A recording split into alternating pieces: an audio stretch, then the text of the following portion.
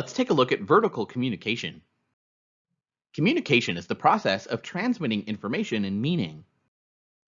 There are two major types or levels of communication, organizational and interpersonal. That is, communication takes place among organizations and among their departments, and communication takes place among individuals. Hierarchical structures create vertical communication. Vertical communication is the flow of information both downward and upward.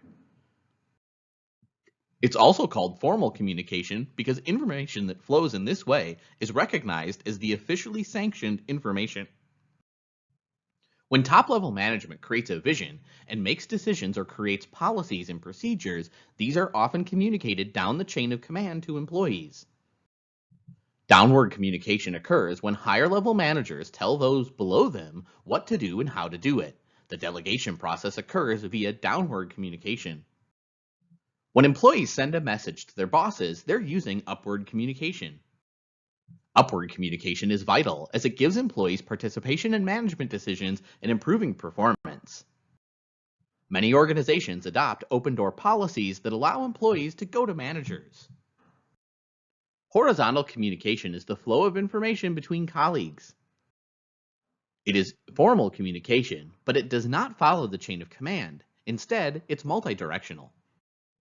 Horizontal communication is needed to coordinate with a department, among team members, and among different departments. Most employees spend more time communicating with peers than with managers.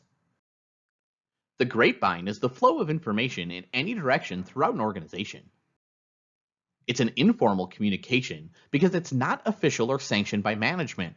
The information is often called rumors or gossip. Grapevine information can begin with anyone in the organization and can flow in any direction. Employees complain, talk about sports and the news events, or discuss work-related matters. Today, we are overrun with information. Many firms have computer information systems and an executive who oversees all aspects of information technology. Generally, this executive has the title of Chief Information Officer. Data are unorganized facts and figures, whereas information is data converted into a form that helps people make decisions to do their jobs.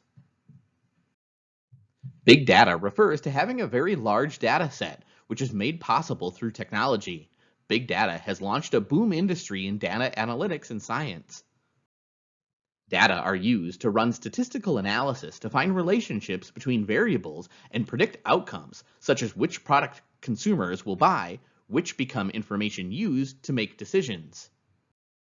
Communication often takes place through the use of information technology. Information technology refers to technology used to store, process, and distribute useful data. To use IT, you generally need hardware like PCs, laptops, digital device tablets, and smartphones, an operating system, and software like Microsoft Office or Messenger apps. The idea behind cloud computing is that companies store data and software on the internet, then access it and run it all over the web from their office computers, which don't need as much storage space or expensive software. On the personal negative side of IT, recall that smartphones keep people connected to the office, blurring work-life balance. With the increasing collection of big data come privacy concerns. Leaks, thefts, sabotage by employees have become major cybersecurity problems. The number one source of cybercrime is the organization's own employees. Like any system, an information system has input, transformation, and output. Information systems have data as input, and they transform the data into information to help employees communicate and make decisions. Here, there are three primary types of IS. Transaction processing systems are used to handle routine and reoccurring business matters. Organizations use TPS to record accounting transactions such as accounts receivable and accounts payable or payroll. Management information systems transform data into information employees need to do their jobs. The information provided by MIS is commonly used for making routine decisions. Decision support systems use managers' insights in an interactive, computer-based process to assist in making non-routine decisions. They use decision rules, decision modes, and comprehensive databases. DSS are more flexible than MIS. These data manipulations allow managers to evaluate possible effects of decisions. How do you get employees to communicate and coordinate work when they're all over the map? Information networks apply IT to connect all employees of an organization. Information networks are used to integrate information systems and many organizations to find information and to solve problems. New apps and cloud-based tools are turning global workers into hives of collaboration and connecting companies with their customers as never before.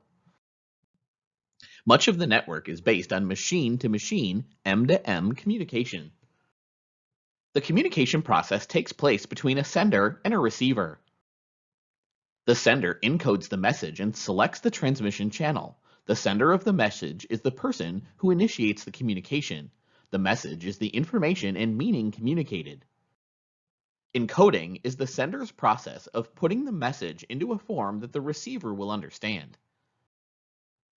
The message is transmitted through a communication channel, the means or medium by which a message is transmitted. The three primary channels are oral, nonverbal, and written.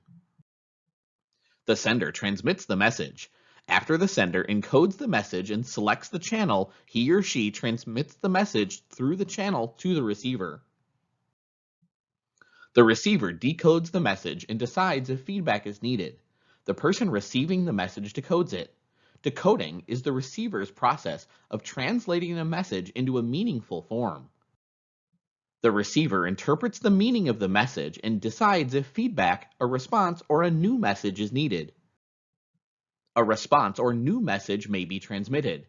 After the receiver decodes the message, he or she may give feedback to the sender, or the sender may request feedback to ensure mutual understanding of the message. Even though communication is taking place, if the sender and receiver are not on the same page, the message may not have been transmitted with mutual understanding. You should realize that the roles of the sender and receiver can be changed during communication. As messages are transmitted, receivers perceive them and translate them. Recall perception bias as we interpret messages differently, and that often our biases can lead to two versions of the same story.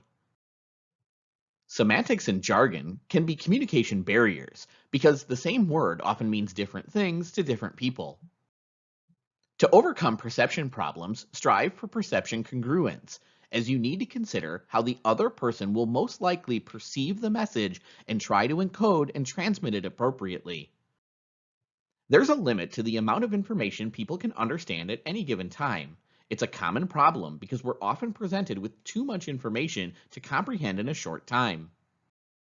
To minimize information overload, send messages in a quantity that the receiver can understand.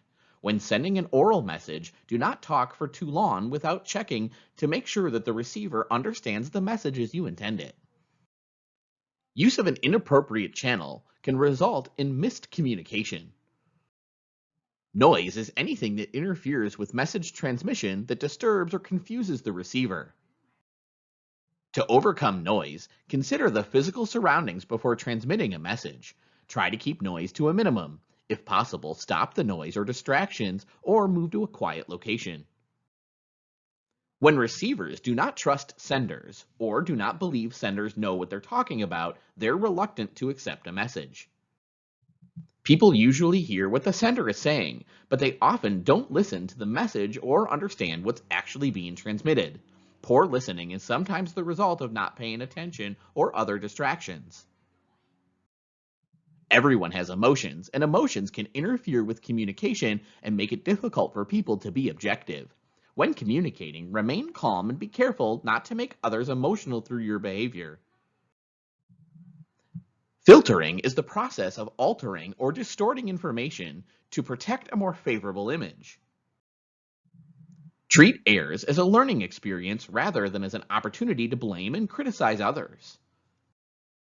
Although texting is increasing in popularity, oral communication skills are still important. The major advantages of oral communication are that it's usually easier and faster than written communication, and it encourages feedback. Telephone conversations are the appropriate channel for quick exchanges of information and for checking up on something.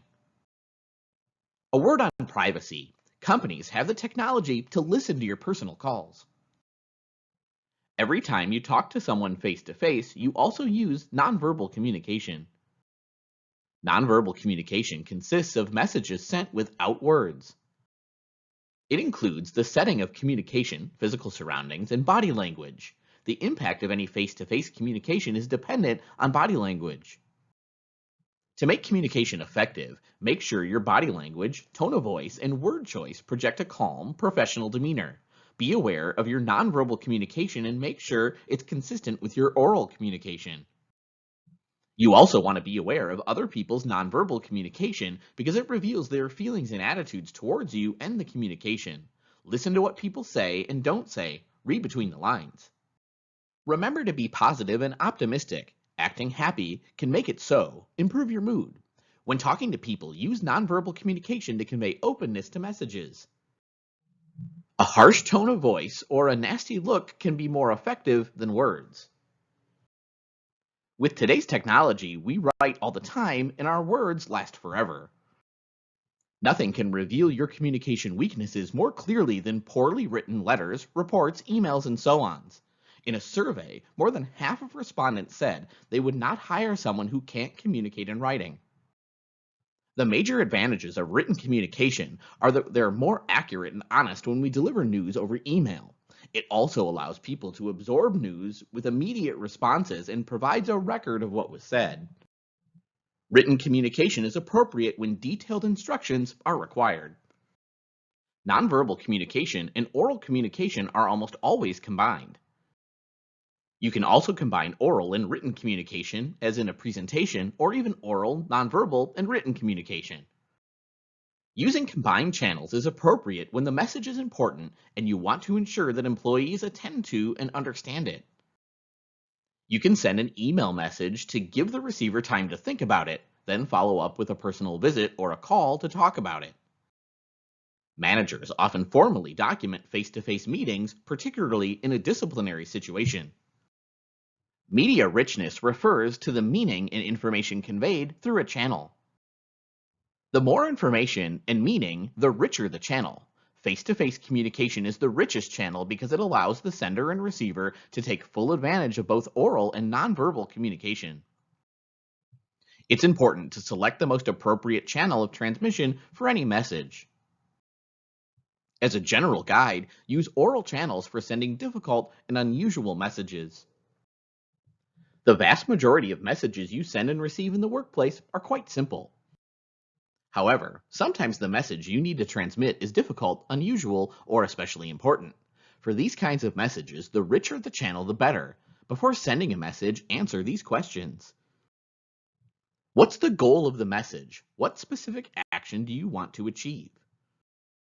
Determine who should receive the message. Plan how you will encode the message so that it will be understood.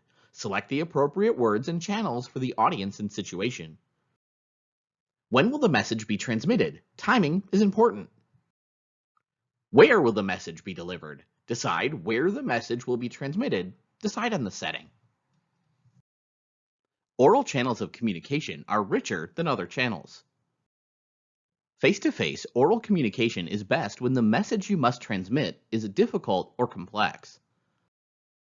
When sending a face-to-face message, be sure to check understanding and get commitment. Feedback is information that verifies a message. The best way to get feedback is to ask for it.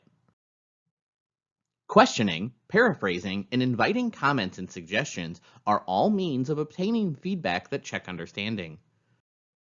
Paraphrasing is the process of restating a message in one's own words. If the receiver of a message can answer the question or paraphrase the message, communication has taken place. The most common approach to getting feedback is to send the entire message and then ask, "Do you have any questions?" After we send a message and ask if there are questions, we often make a common error. We assume that we are good communicators and that if no one asks a question, the communication is complete. In reality, recipients may have misunderstood the message. Use the following 4 guidelines when seeking feedback on messages. Be open to feedback. Effective feedback providers are open to listening to others and to changes. There are no dumb questions, so invite questions. Be aware of nonverbal communication. Make sure that your nonverbal communication encourages feedback. You have to ask good questions to get good answers. When you send messages, you should know whether recipients understand the messages before taking action. The most accurate indicator of understanding is paraphrasing. How you'll ask the receiver to paraphrase will affect their attitude. The message receiving process includes listening, analyzing, and checking for understanding. First of all, you have to listen, as it's an important part of communication. Analyzing is the process of thinking about, decoding, and evaluating a message. As the speaker sends the message, you should be doing 2 things. Use the speed of your brain positively to mentally repeat or paraphrase, organize, summarize, review, and interpret what's being said. Waiting to evaluate until after listening. You should first listen to the entire message without perception bias and then come to your conclusion. Checking understanding is the process of giving feedback. After you've listened to the message, or while listening, if it's a long message, check your understanding of the message by doing 2 things. Give feedback by paraphrasing the message back to the sender and ask questions if you don't understand. Watching nonverbal behavior. As you speak, watch the other person's nonverbal communication. If the person does not understand, clarify the message before finishing the conversation. Hearing what people are saying is nice, but it's not enough. Retentive listening is about remembering the message, which takes concentration. How's your memory? Business communication usually requires taking appropriate action based on a message. How can we take action if we don't understand or remember it? To maximize listening, you need to look the other person in the eye and concentrate with your mind on what they say. If your eyes are looking but your mind is wandering, bring it back. Try repeating what the person is saying word for word as they speak. Active listening can help you concentrate and remember messages. The message receiving process is not a simple, linear process. We listen, analyze, and check understanding constantly as we have a conversation, as well as change from receiver to sender of messages. So the best way to receive messages is to be an active listener. Active listening puts the 3 parts of message receiving process together by using verbal and nonverbal communications to show the sender that the receiver is fully engaged and cares about the sender as a person. Active listeners look for signs that the other person wants to talk. They ask open-ended questions like, "How's it going?" and encourage the person to elaborate. They lean forward and nod their head, look at the person and make eye contact, and ask questions and paraphrase to ensure they understand what the person is saying and what they mean. Active listeners use reflective responses. How we respond to a message directly affects the communication progression. Our comments can encourage or cut off the conversation, and they can help the sender keep calm or get emotional. But before you can respond appropriately, you need to understand what the person needs from you. Advising responses provides evaluation, personal opinion, direction, and instruction. Advising tends to close or limit discussion or direct the flow of communication away from the sender to the receiver. A manager's advising response to an employee's complaint might be, "You need my directions to do a good job, since you lack experience." Or, "I disagree. You need my instructions, and I need to check your work." Diverting responses switches the focus of the communication to a new message. In other words, they change the subject. Like advising, diverting tends to direct, close, or limit the flow of communication. Probing responses asks the speaker to give more information about some aspect of the message. Probing can be a useful way to get a better understanding of a situation. Reassuring responses are given to reduce the intensity of the emotions and give confidence associated with the message. Reflecting responses paraphrase the message and communicate understanding and acceptance to the sender. When reflecting, be sure not to use the sender's exact words, or the person may feel you're mimicking. However, sometimes people just want someone to listen to what's going on with them. Our emotions affect our attitudes, behavior, relationships, and performance. So we should explore emotions, our own and others, and learn how to deal with emotions using emotional intelligence. Let's do so here. Emotions refer to our state of feeling that influences our behavior. Our brain can't be logical and highly emotional at the same time, and bad decisions are common when emotions run high. But the old attitude of leaving your emotions at the door when you come to work has changed.